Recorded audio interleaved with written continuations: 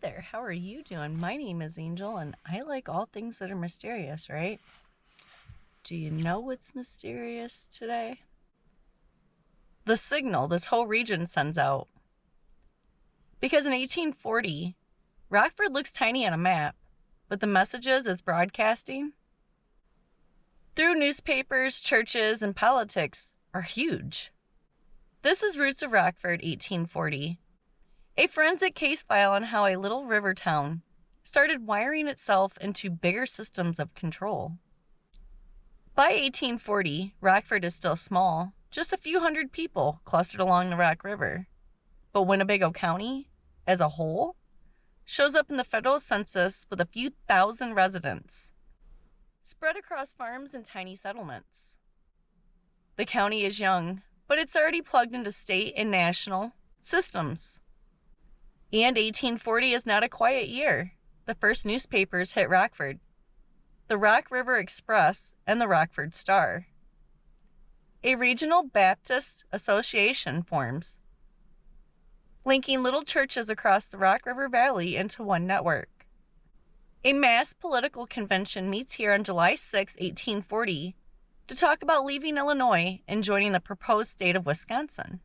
Behind the scenes, we've got marriages, births, and breakdowns that look small in the moment, but hit different when you're looking from 2025. This is the year Rockford starts broadcasting, on paper, in church minutes, and in political threats. In May 1840, Rockford's first newspaper comes off the press, the Rock River Express, edited by B.J. Gray.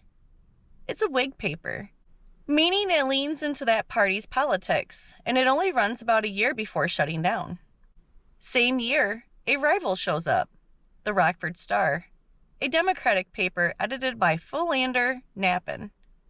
Different party, different spin, same town. So in 1 year, this little frontier town goes from no paper at all to two competing narratives trying to tell people what's really happening. Now zoom out to 2025 for a second. Back then, your feed was whatever paper showed up in town. Today, it's your algorithm. Same energy. We'll tell you what matters. We'll choose which stories get inked. Here's where 1840 goes from cute little town to, oh, this was serious. On July 6, 1840, delegates from the northern 14 counties of Illinois gather in Rockford for a mass meeting. Their topic? Secession from Illinois and annexation to a proposed new state of Wisconsin. Local historian Charles A. Church later finds the official proceedings. Rockford is the host city. The meeting is real. The purpose is clearly stated: leave Illinois and join Wisconsin. History books admit something interesting. The reasons for this movement were never fully explained in official records. Tradition, basically word of mouth, says it had a lot to do with feeling ignored by Springfield and Southern Illinois, especially over things like internal improvements and political representation. So, even in 1840, we've got downstate power versus northern counties. People feeling taxed but not heard, and a willingness to say, if you're not going to treat us fairly, maybe we need a different state. Northern Illinois versus Springfield versus Chicago versus D.C. Different scale, same feeling. You are using our land, our labor, our votes, but not fixing what's broken. While those delegates are talking about leaving Illinois, the state is busy doing something much quieter. Under the apportionment of 1840, the counties of Winnebago and Ogle are grouped into a single senatorial district. It sounds dry, but that's power. Because whoever draws the lines decides who votes with you, who gets drowned out, who even has a chance to win. Tell me that doesn't sound like early gerrymandering energy. Same year, something else is happening in quiet meeting houses and log churches. By 1839 to 1840, Churches have been organized by Round Prairie, Roscoe, Pecatonica, and Sugar River, plus the Baptist Church in Rockford. On September 23, 1840, delegates gather in Belvedere to organize the Rock River Baptist Association. Rockford's church sends 6 delegates. Dr. Haskell is chosen as moderator. Professor Whitman serves as clerk. There are 6 churches total, with 219 members, recorded in their first minutes.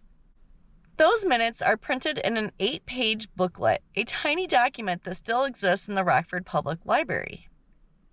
So by late 1840, you've got newspapers carrying political narratives, a church association carrying moral narratives, both of them keeping lists of members, of ads, of who's in and who's out.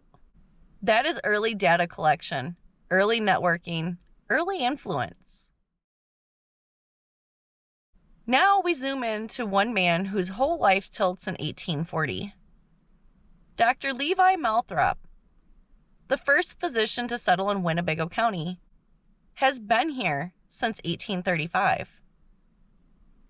On June 30th, 1840, he marries Margaret George, eldest daughter of early settler Samson George. Not even 3 months later, on September 12, 1840, he dies after a brief illness. His son, also named Levi, is born the next spring. Why does this matter? Because this is a medical infrastructure on the frontier. One of the only doctors in the whole region, gone in 90-something days of marriage, leaving behind a widow and a newborn. Now think about access to health care in Rockford now. Who gets care? Who doesn't?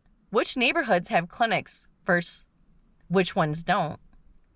These patterns don't come out of nowhere. All the same year, on April 12, 1840, Mary Louisa Kilburn is born in Rockford. She's the daughter of Benjamin Kilburn, who came from Massachusetts and later dies in Rockford in 1861. Mary Louisa doesn't show up in big splashy stories. No murder, no scandal, but she lives until 1927, staying in Rockford her whole life. Why care about her? Because when you follow these long-living, quiet residents, you start seeing who marries into which family, who owns land, who shows up later in businesses, schools, or politics. Tiny birth entries in 1840 can become power families by 1900. Another dark little clue from 1840, John C. Kemble, Rockford's first lawyer, doesn't get a peaceful frontier story. Kemble had already been a New York State senator and a newspaper publisher before he ever came here. He moves to Rockford after a political scandal and begins practicing law. Then, in 1840, sources say he became insane and was taken to an Eastern asylum, where he died a few years later. So the first person to really handle legal power in this county comes in with political baggage, cracks under pressure, or under something else we'll probably never see in the records, and then gets quietly removed from the story. Tell me that doesn't echo what we still see.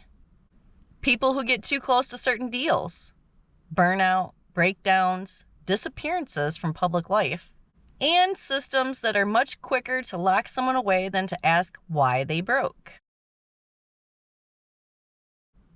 Let's pull the year together like we're standing in front of a red string board. 1840 gives us a town still only a few hundred people, but surrounded by a county that's filling in with scattered farms and tiny settlements. 2 newspapers, each tied to a national party, telling different stories about the exact same place. A regional Baptist network, counting members, printing minutes, and coordinating beliefs across multiple towns. A mass convention in Rockford, threatening to leave Illinois over representation and neglect.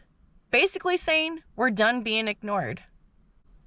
A new senatorial district, quietly drawn to group Winnebago and Ogle and decide how power gets counted. A doctor who marries and dies in the same year, leaving a frontier community even more fragile in terms of healthcare. A baby who will live in Rockford almost 90 years, connecting early settlers to the 20th century. And a lawyer who collapses under something we only see in one cold sentence.